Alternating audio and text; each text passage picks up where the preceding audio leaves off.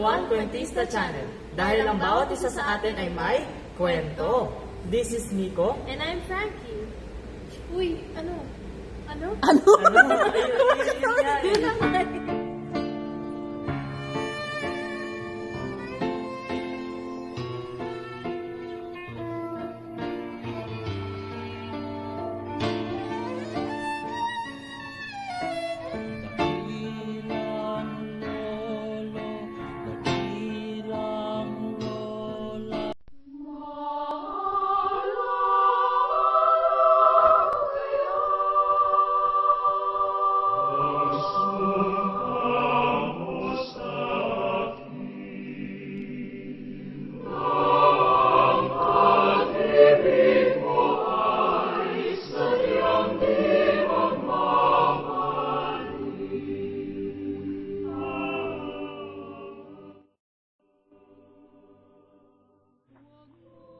Dr. Fausto Jacinto Galauran E. Sanchez is a Filipino poet, novelist, historian, and a medical doctor. He was born on October 18, 1903. His father, Patricio Galauran, is a cabeza de barangay in Caloocan.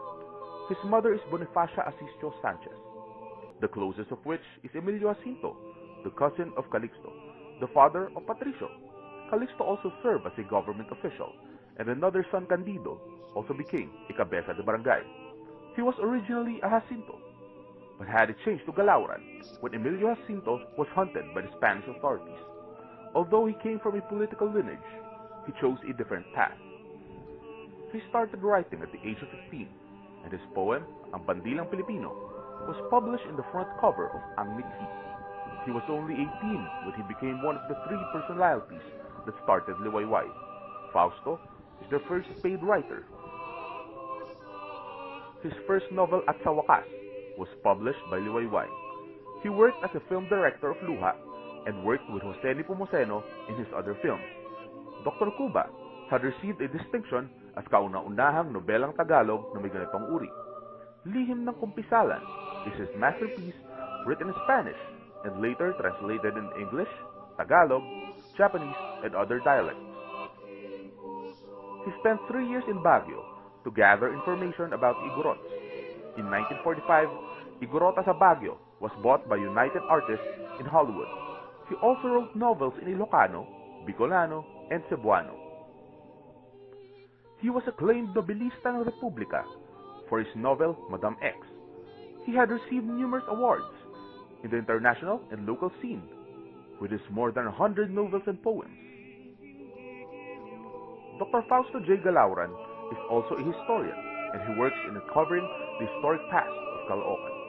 As a physician, he became president of the Rizal Medical Society and the first president of Caloocan Medical Society.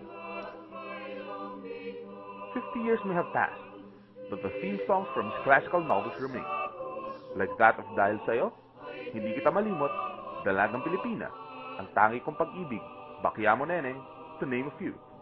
His classical movie, Bernardo Carpio, is being studied to film adaptation, as well as Maalaala Mo Kaya for musicology. His works are considered panitikang popular and had gained his title as early as 1933 as ama ng nobela at maikling kathang Tagalog ng Liwayway at iba pang lingguhan.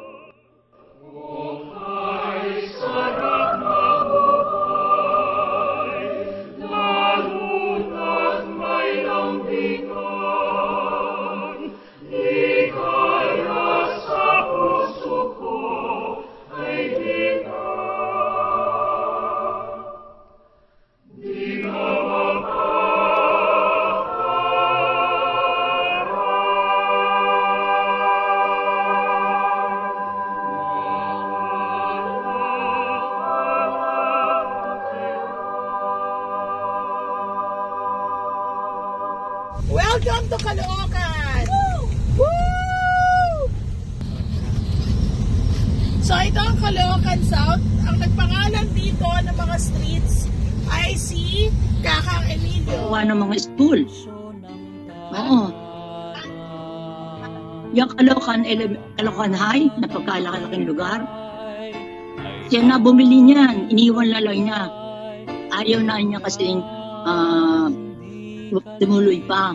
Alam mo ba, pinuntahan daw ng 12 banda ng musiko at saka mga taga-Caloocan ang tatay ko para sige pa, isa pa sa term. Tinanggihan niya yan. Gusto niya mag-negosyo. Ang sabi ng tatay ko, hindi maaaring magnegosyo at maging hindi ko. Ginawa ng tatay ko, yung unang-unang school, Caloocan Elementary, siya rin.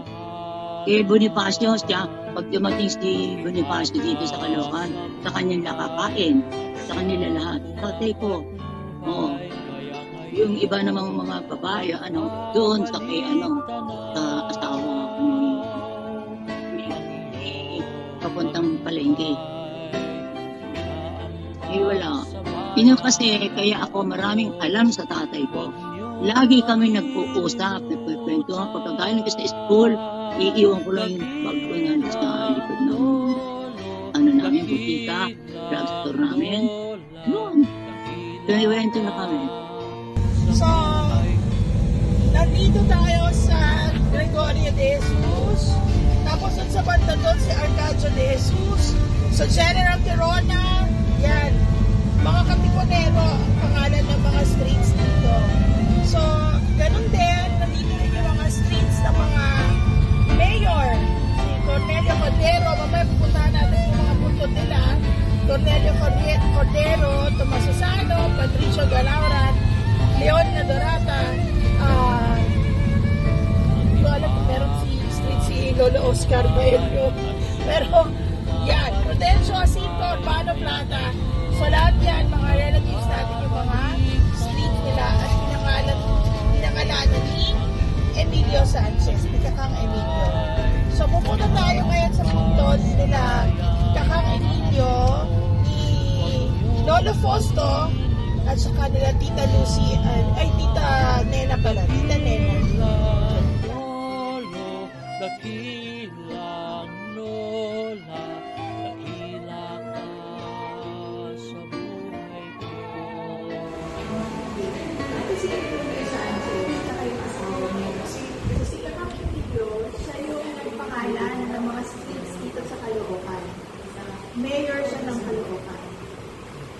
So, yung nauna muna si Lola Tomasco, pagkatapos ni Lola Tomas, si Leon at Lola Leon, and then si Kakang Emilio Sanchez. Ito yung anak niya. Pamaya, pupuntahan natin yung bahay nila.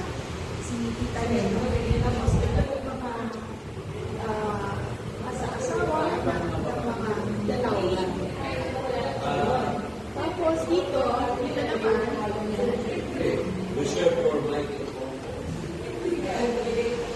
ito si Lola Fausto, Kota Galaura. So, sino nga si Lola Fausto? Nico. First sci-fi novelist. Ayun, very good. First sci-fi. So, siya yung first sci-fi novelist ng Southeast Asia. Ang ama ng nobela at may pinakang Tagalog ng Hiwa-Iway at iba pang lingguhan. Yan si Lola Fausto at si Lola Karin yung asawa niya. Isang parmasyon kayong asawa. Yeah.